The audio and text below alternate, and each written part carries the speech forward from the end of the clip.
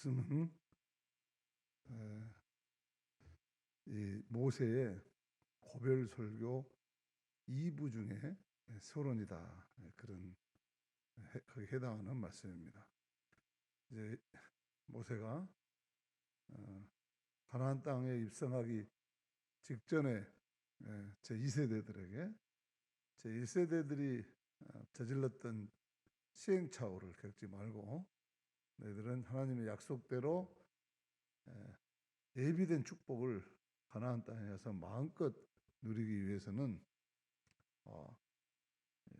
하나님의 말씀과 규례를 잘 따르는 그런 백성들이 되어야 할 것이다 하고 당부하는, 그것을 설교 형태로 이제 가나안 입성 전에 모아놓고 지금 모세가 당부를 하는 고별 설교죠.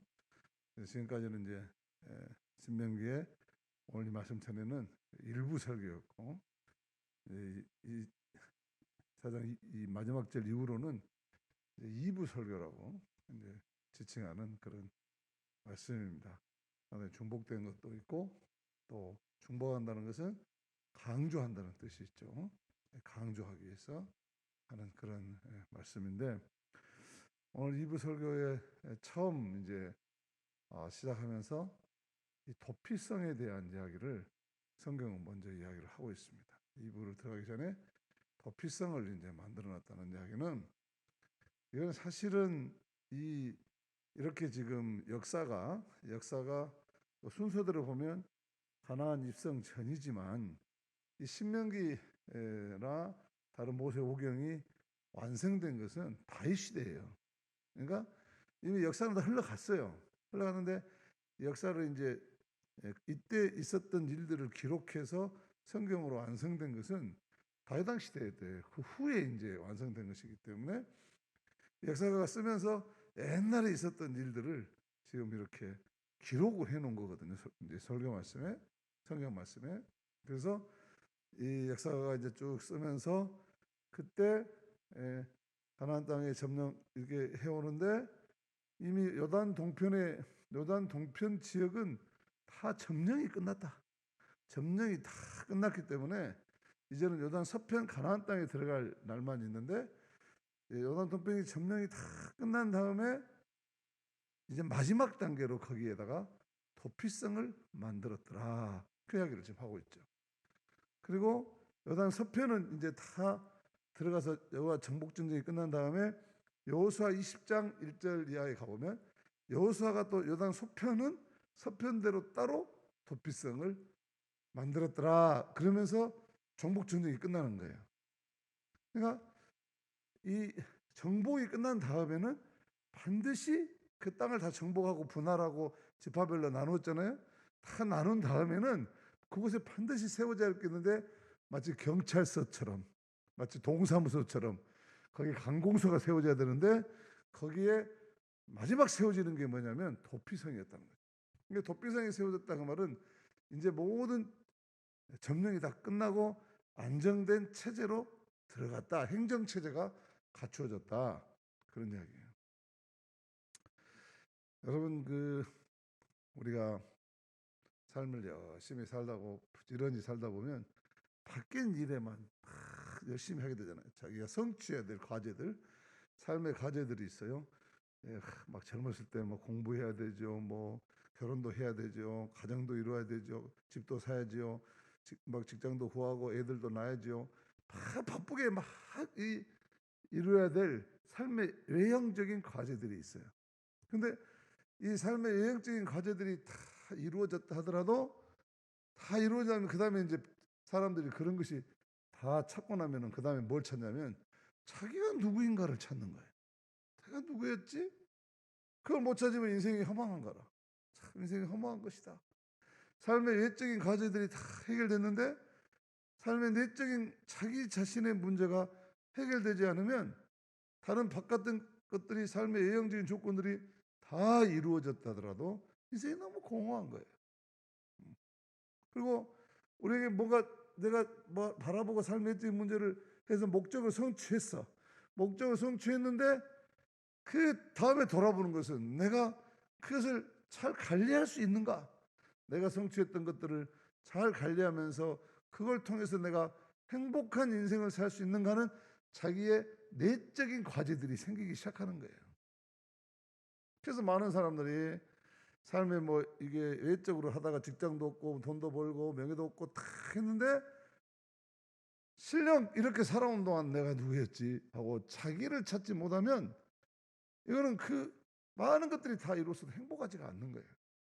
차라리 예정인 것이 이루어졌다 않더라도 자기의 영적인 자기 자신의 문제를 내적인 문제를 다 극복한 사람은 외형적으로 삶이 어떤 문제가 닥쳐와도 행복하게 사는 거예요.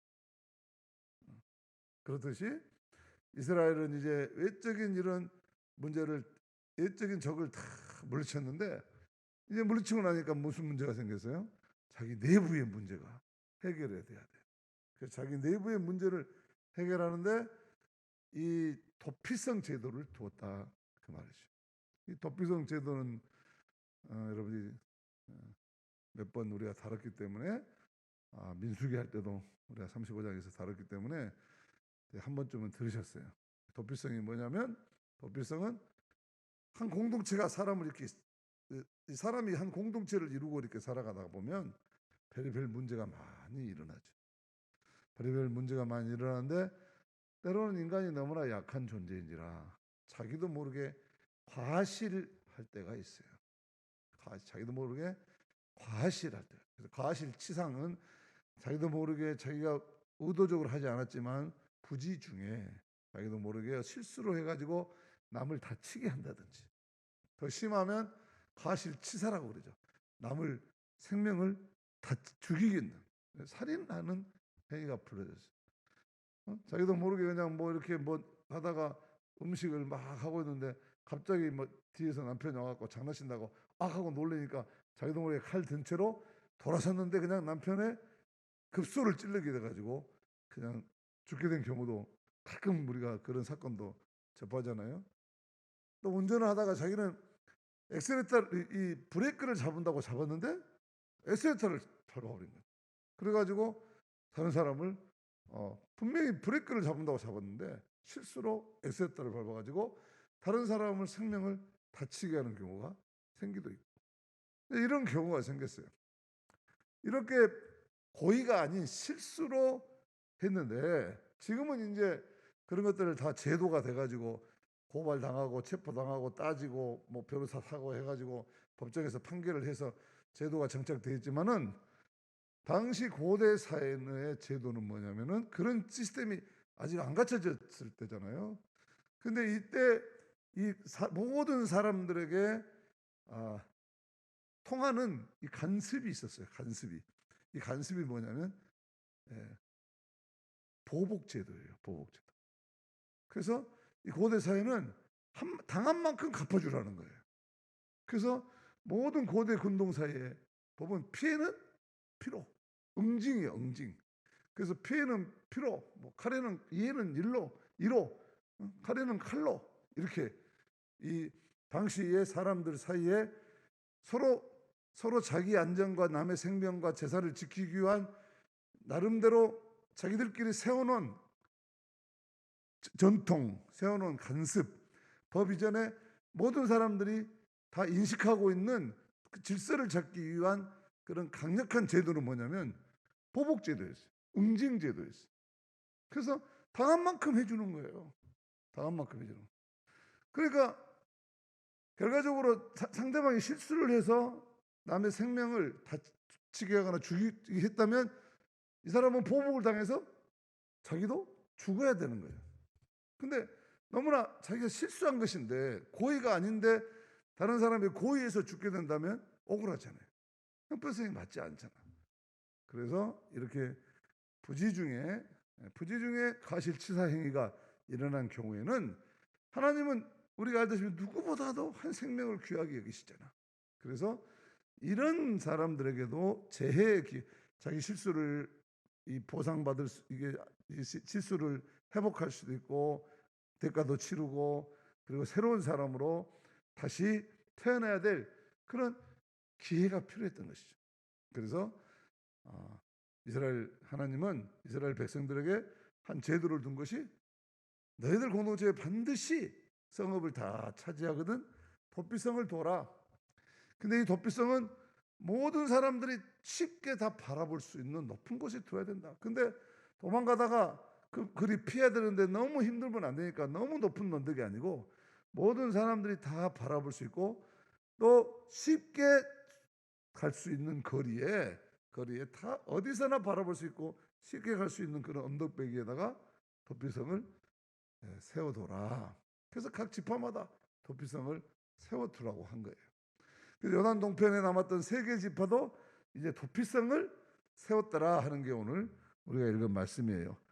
자, 13절에 보면은 하나는 광야 평원에 있는 베셀이라 누우면 지파를 위한 것이요 하나는 길르앗 나못이라 갓 지파를 위한 것이요 하나는 바산 골짜기라 므낫세 지파를 위한 것이다. 이런 동편에 남았던 이 루벤과 갓과 므낫세 지파를 위해서 도피성을 만들었다. 그 말은 이제 이 지파는 모든 것이 배분이 끝났다 그 이야기죠. 그래서 제도도 다 이제 안착하게 되었다 그런 이야기죠. 그래서 도피성을 두었어요. 이게 도피성이에요. 근데 우리가 이 성경을 읽으면서 이렇게 생각할 수 있어요. 여러분들이 이 뭐 도피성은 그런 것이 옛날에 있었는가 보다. 근데 지금은 뭐 별로 나하고는 상관없네. 나하고는 상관없는 일이고 또 우리가 오늘 이 시대를 살아가는 우리들에게는 별로 상관이 없는 그런 법이구만. 이렇게 생각할지 모르는데 그렇게 생각 우리가 할까봐 히브리서 기자가 기가 막힌 이야기를 하고 있어요.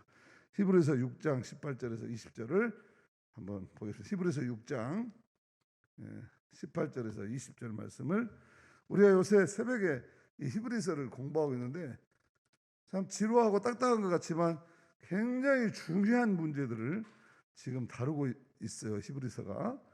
히브리서 6장 18절에서 20절을 우리 한번 읽어보겠습니다. 네.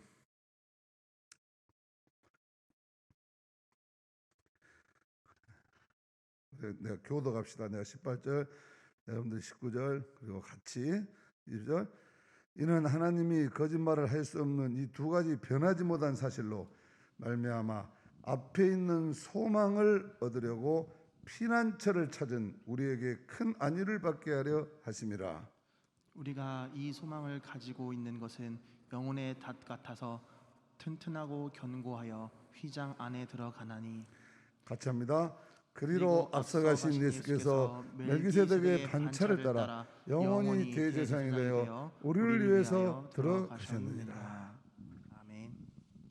피난처를 찾는 우리에게 소망은 뭐예요? 우리가 영원한 생명에 대한 소망, 살기 위한 소망을 얻으려고 피난처를 찾는 우리에게 큰 안위가 되게 하시려고, 큰 안위가 되려고 하나님께서는 멜기세덱 대제사장의 반차에 따라서 예수 그리스도를, 피난처에 되시는 예수 그리스도를 대제사장으로 세우셨느니라. 이 말은 이제 구약 시대에는 도피성이었는데 신약 시대에는 예수님이 바로 피난처, 우리들의 도피성이 되셨다 그 말이에요. 그러고 보니까 이 도피성 이야기는 구약의 이야기로 끝나는 게 아니라 히브리서 기자의 이야기를 이거를 해석하는 히브리서 기자의 신학적인 견해를 보니까 이 도피성은 바로 예수 그리스도다. 우리는 모두 다 예수 그리스도의 도피성 되시는, 피난처 되시는 예수 그리스도로 말미암아 우리는 피의 보복을 당하지 않고, 우리의 죄값은 피로 보상해야 될 텐데 이제는 우리가 피보복을 당하지 않고 도피성 되시는 하나님의 은혜와 긍휼과 은혜를 힘입고 살면서 영원한 소망을 갖는 안위를 받는 백성들이 되었다는 거예요. 자, 그러면 나는 살인하지 않았는데 왜 내가 도피성에 들어가야 됩니까? 나는 살인할 정도의 죽을 죄를 지지 않았는데 내가 왜 예수님 앞에 가서 회개하고 예수님 앞에 가서 내가 안위를 누려야 합니까? 이렇게 생각할 수 있잖아요. 그래서 예수님이 뭐라고 말하셨냐면 우리는 살인자가 아니라는 거야. 근데 우리가 살인자가 아닌가 하고 한번 마태복음 5장 21절 22절을 한번 봅니다. 마태복음 5장 21절 22절. 누가 한번 읽어주시죠.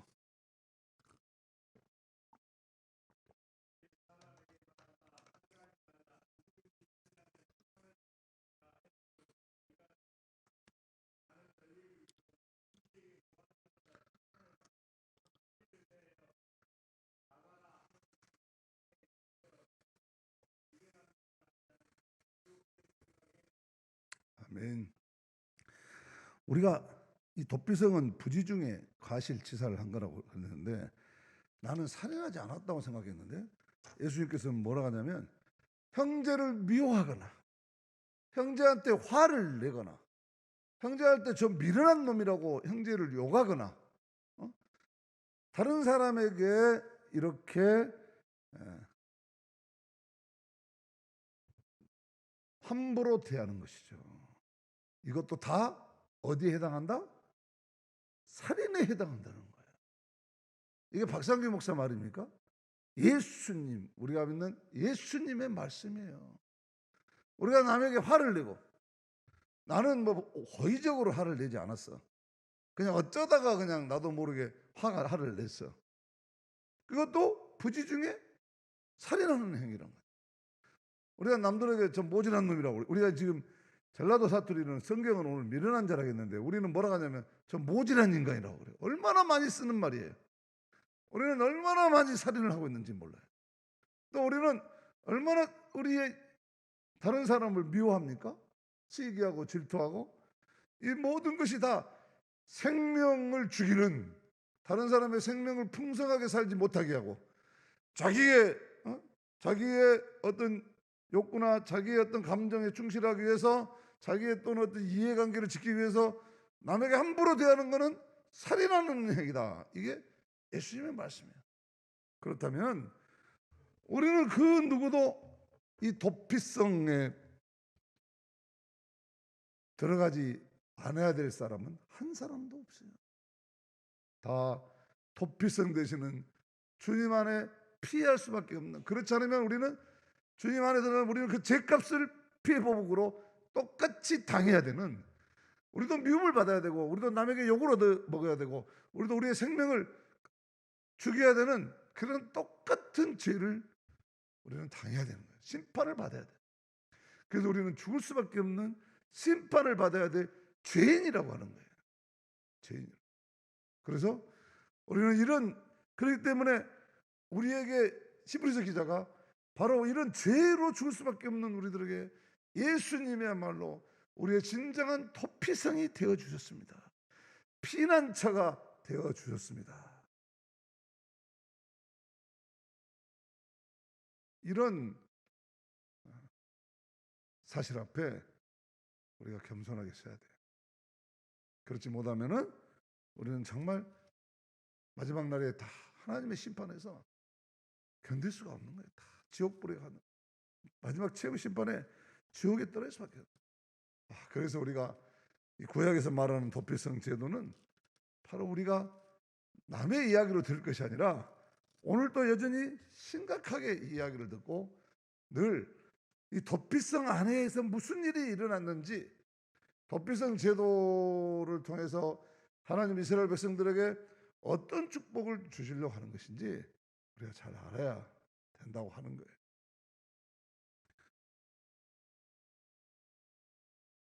이해가 되십니까? 이해가 안 되시면 머리에서 가슴으로 끌어내리는 동안 찬송가 70장 같이 한번 해요.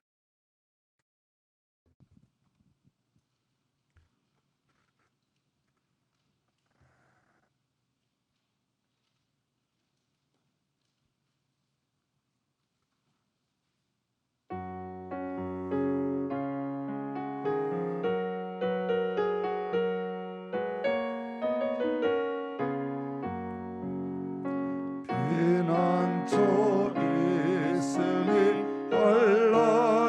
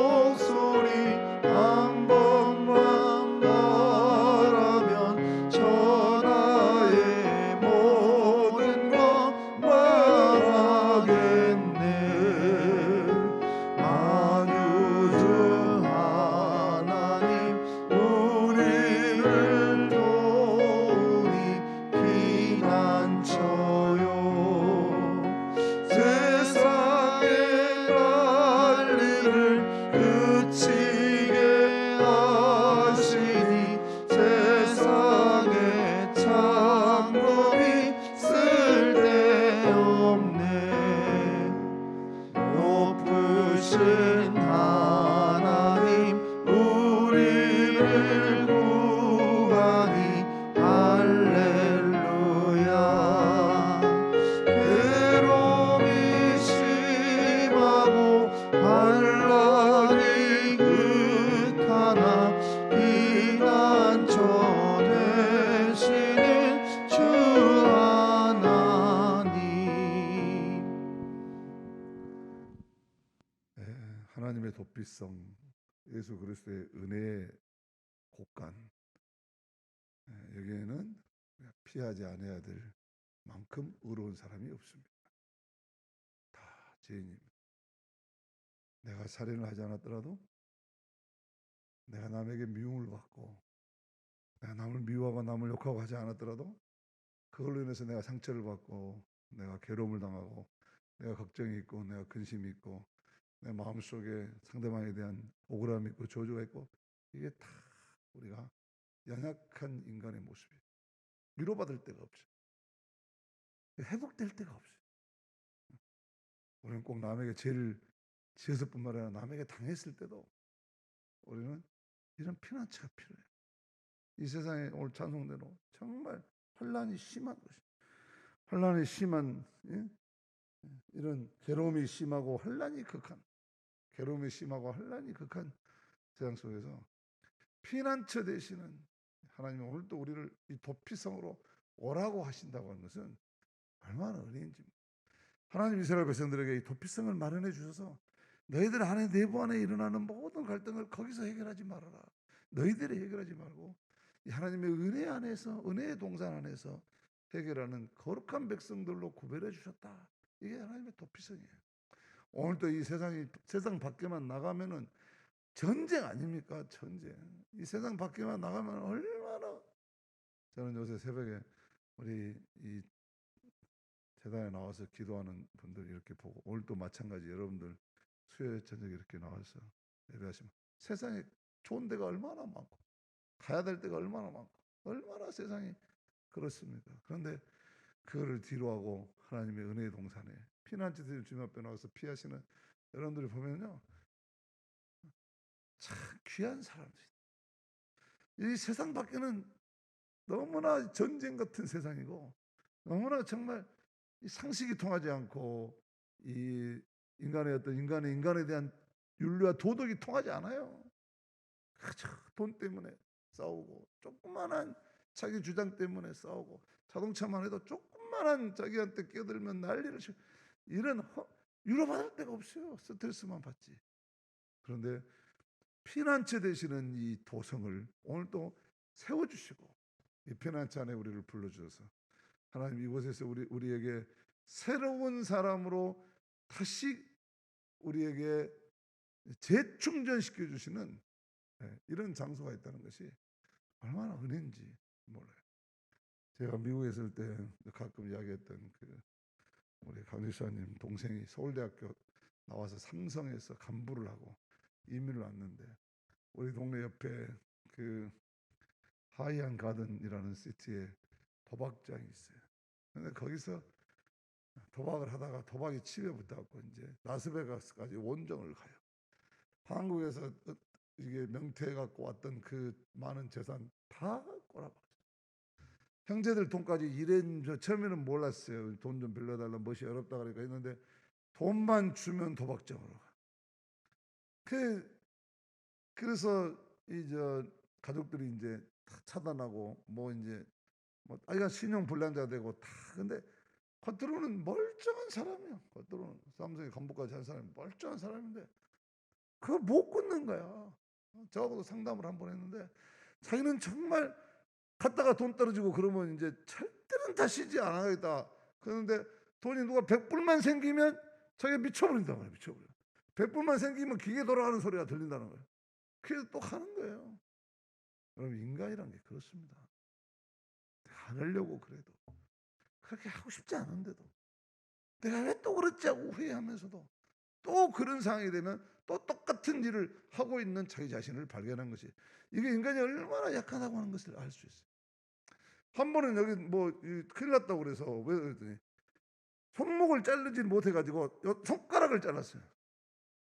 근데 다행히 손가락 식갈 자르는데 뼈는 안 다치고 이 껍질만 확 벗겨져 갖고 이게 다쳤는데 손가락에 잘라 갖고 안 한다고. 그 사람들이 가족들이 믿은 거야 이제. 야, 저 정도 안 한다고 그러면 진짜 안 할 모양이다. 그래가지고 이제 막 병원 고치라고 죽었는데 그거 들고 손가락 붕대 갖고 또 가더라는 거야. 이게 자기도 왜 그런지 모른다.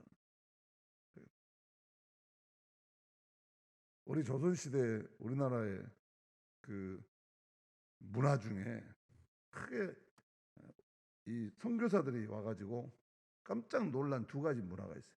하나는 축첩제도입니다. 권세 있고 도인 사람들은 전부 세컨 서드 첩을 두고 살았어요. 그 첩제도가 있는 거예요. 선교사들이 와서 보고 이게 일부 다체제구나 하고 놀랄 정도로. 거기서부터 많은 사회적인 문제들이 생겨 서자들이 생기고 난이 일어나고 뭐 다 신분사에서 문제가 생기는 거예요. 야, 이게 복음을 전하는데 이 문제가 해결 안 되면 안 되겠구나. 그래서 제일 어려웠던 것이 축접제도. 뭐 제사제도야 뭐 가톨릭은 타협을 했고 개신교는 거부했고 했습니다만 그거는 그렇게까지 심각하지 않았어요. 정말로 극복해야 되는 게 축첩제도였어요. 그냥 두 번째가 소위 음주 문화입니다. 음주와 기생 문화. 이게 제일 복음을 전하는데 걸림돌이 됐다고 하는 선교사들의 보고예요. 예, 한국 조선 시대의 가장 비복음적인 현상 중에 하나가 미개인 중에 하나가 축접제도와 음주 기생 문화예요. 기생 문화. 그런데 선교사들이 복음을 전했는데 바로 이 기독교가 한국 역사에 들어가지고 복음을 받고 은혜를 받고 예수님의 가르침을 따르고 변화된 게 없어진 게 뭐냐면 바로 축첩제도하고 음주 문화가 개선된 거예요. 지금 음주 문화 조금 남아있긴 하지만 이제 기생 문화가 없어진 거예요. 그리고 이게 이제 뭐냐면 소위 성중독, 알코올 중독이 요즘 말로 하면 성중독, 알코올 중독을 이길 수 있는 거는 예수의 복음밖에 없더라 그 말이에요. 피난처 되시는 예수 그리스도의 은혜를 받고 거듭나고 말씀과 성령과 결단으로 달라진 사람들만이 거기서 벗어나오더라 그 말이죠. 이게 너무 좋아서 하나님 은혜 안에서 사는 세계가 평화롭고 기쁘고 보람있고 가치 있다고 하는 것을 깨달은 사람들만이 바뀌더라는 거예요. 예수 그리스도 복음 외에는 이게 바꿀 길이 없어요. 피난처 되신 우리 예수님 안에 와서 그러면 이 도피처에서 무슨 일이 일어났는가? 도피처 들어오면은 이제 그 도망 오면은 일단은 이게 제사장이 고의로 했는지 부지 중에 실수했는지를 판가름 해요. 그래서 고의로 한 것에 대해서는 과감하게 처단을 했어요. 도피성에서 추방시켜서 처단했어요. 근데 이제 이제 판결은 도피성에 오면 자기의 죄를 고백해야 돼. 진실하게 고백해야 돼. 고백 안 해도 다 따져서 아니까. 그래서 우리가 이 예수 그리스도 앞에 오면 다 자신의 죄를 고백해야 돼.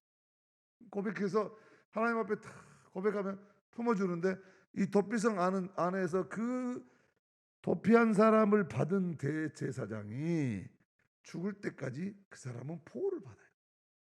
어느 제사장 시대에 들어왔느냐 해가지고 그 제사장보다 나이가 더 많으면은 뭐 말할 것도 없이 나이 먹어서 죽게 되는 것이고, 근데 이 대제사장이 나이가 많아서 대제사장이 이제 보호를 하고 있다가 대제사장이 돌아가시면 그때는 해방이야. 다시 집으로 돌려 보내줬어요. 그리고 이 대제사장 안에서 이 사람들은 뭐를 배우냐면 말씀과 규례를 지켰어야 돼. 거기서 하나님의 말씀을 배우고 규례를 지키면서 도피성 안에서 완전히 새로운 소명을 받고 새로운 사람으로 거듭나는 일을 도피성 안에서 했단 말이에요. 오늘날도 마찬가지. 세상에서 예수 그리스도 안에 죄인인 우리가 하나님 앞에 들어와서는 우리는 뭐 해야 되냐? 예수 그리스도 안에서 뭐 해야 돼요? 예수 그리스도 안에 말씀을 가지고 양육받아야 돼요. 우리의 겉사람이 음식을 먹어서 우리가 뼈도 건강도 에너지도 삶의 희망도 생겨서 살아가는 것처럼 속사람, 우리 속사람이 하나님의 말씀을 먹고 늘 자라고 전혀 새로운 사람으로 거듭나야 돼. 거듭나야 돼. 그게 말씀으로 우리가 영양식을 먹고 영혼이 자랄 뿐만 아니라 그 다음에 뭐냐면 성령이 충만해야 돼. 내 생각, 나의 경험 이것이 아니라 이제는 기도로 회개하고 내가 잘못 살아왔던 건 내가 나를 교만하고 내가 내 생각을 고집하고 살았던 그것들을 회개하면서 기도하면서 기도 생활하면서 성령이 충만해야 돼. 말씀과 성령. 그 다음에 세 번째가 결단이에요. 결단. 이제는 모든 문제를 선택하고 결단할 때마다 하나님의 기쁨이 되는 결단을 하는 거예요. 이게 도피성 안에서 해야 되는 일이에요. 평생 동안 말씀과 성령과 결단. 오늘도 똑같은 이야기죠. 오늘도 똑같이 우리가 교회 다니면서 10년, 20년 다녀도 하나님의 말씀으로 내 영혼이, 내 속사람이 자라지 못하고 내가 날마다 기도하면서 성령의 사람으로 거듭나지 못하고 여전히 내가 뭘 결정을 할 때 예수 그리스도의 마음의 기쁨을 주는 쪽으로 결단하지 못하고 살아간다면 그거는 이 도피성에서 거할 하나님 은혜를 누릴 자격이 없는 거죠. 그러니까 우리 이 도피성 안에서 늘 하나님 말씀과 기도로 우리가 새로운 하나님 영의 양식으로 내 속사람을 키우고 그리고 성령으로 충만해져야 되고 그리고 이제 나아가서 내가 무슨 일을 결단하든 간에 하나님의 빛 아래서 말씀 안에서 하나님의 기쁨이 되려고 결단하는 이런 사람들로 회복이 됐을 때 비로소 도피성을 빠져나갈 수 있어요. 빠져나갈 수 있어요. 그런데 오늘 한 가지 이 기가 막힌 이야기는 여호수아서 20장 6절 말씀 한번 보겠습니다. 여호수아 20장 6절 말씀.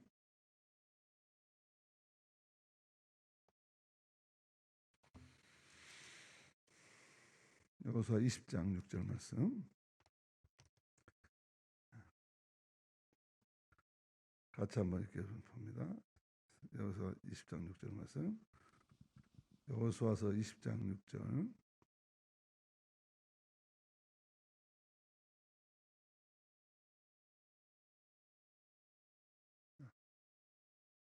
여호수아서 20장 6절. 자, 찾으신 걸로 알고 못 찾았으면 그냥 들으시면 돼요. 같이 천사람 읽습니다. 시작. 그 살인자는 회중 앞에 서서 재판을 받기까지 또는 그 당시 대제사장이 죽기까지 그 성읍에 거주하다가 그 후에 그 살인자는 그 성읍 곧 자기가 도망하여 나온 자기 성읍 자기 집으로 돌아갈지니라 하는지라. 다 이렇게 거듭나가지고 한참 재밌는 이야기는 이제 밖에 나가서 모든 성읍 사람들이 저 사람은 이제 안전한 사람이요 하고 인정을 해줘야 돼. 심판을 받아야 돼. 그러니까 우리 요새 무슨 조두순이야 나왔는데 온 백성들이 막 저 사람 풀어주면 안 돼요 그러잖아요. 그런 게 아니라 이제는 이렇게 다 사람이 거듭나고 나왔을 때 성읍의 사람들이 이제는 풀어줘도 죄요 하고 모든 사람들이 그 사람의 변화를 인정해 줄 때나 아니면 또 한 가지 방법이 있어요. 그것은 대제사장이 죽을 때 대제사장이 자기를 받은 대제사장이 죽으면 그때 풀어줬어요. 자, 이건 신학에서 뭘 말하는 것입니까? 우리가 사람 앞에 인정받기는 이 구약에서 너무 힘들어요. 근데 이제 예수 그리스도께서 대제사장인 예수 그리스도께서 우리를 위해서 돌아가셨잖아요. 십자가에. 우리를 위해서 십자가에 못 박아 돌아가셨어. 이 사실을 믿고 이 사실을 확신하고 따르는 모든 성도들은 이제 이 도피성에서 예수 그리스도의 십자가의 보혈의 은혜를 깨닫는 사람은 이제 세상에 나가도 되는 거예요. 세상에 나가도. 나는 하나님의 보혈로 깨끗해진 사람이야. 나는 이제 세상의 소금이고 세상의 빛입니다. 그리고 나가서 당당하게 아까 말한 마지막 결단 그것을 세상 속에서 이루고 살아갈 때 히브리서 기자가 그 소망 영원한 생명의 소망 천국의 소망으로 우리를 인도해 주십니다 하고 아까 우리가 읽은 히브리서 기자가 결론을 내리고 있는 것입니다. 그렇습니다. 이 도피성에 들어오지 못할 만큼 의인은 한 사람도 없고 또 이 도피성이 거절해야 될 도피성이 들어올 수 없는 그런 죄인도 없어요. 우리가 교회 와서 내가 의인입네 하고 주장할 만한 의인도 한 사람도 없고, 내가 교회에 못 나올 만큼 죄인도 없어요. 하나님은 다 누구나 우리에게 이 세상의 모든 무거운 짐을 지고 자는 우리들에게 수고하고 무거운 짐이 있다더라, 다 내게로 오라, 내가 너희를 쉬게 하리라. 오늘도 이 도피성으로 우리를 부르시고 계신 줄로 믿습니다. 그리고 우리 안에서 하나님의 말씀과 성령과 우리의 결단을 통해서 하나님은 영광 받기 원하십니다. 우리 성강교회 교인들은 이 피난처 되시는 주님 앞에 늘 나와서 위로받고 거듭나고 새로운 사람들로, 그래서 세상에 나가서 뿐만 아니라 교회 안에서 뿐만 아니라 세상에서 정말 존경받고 사랑받는 그런 성도의 삶을 살아가는 귀한 은혜가 있으시기를 주님의 이름으로 축복합니다.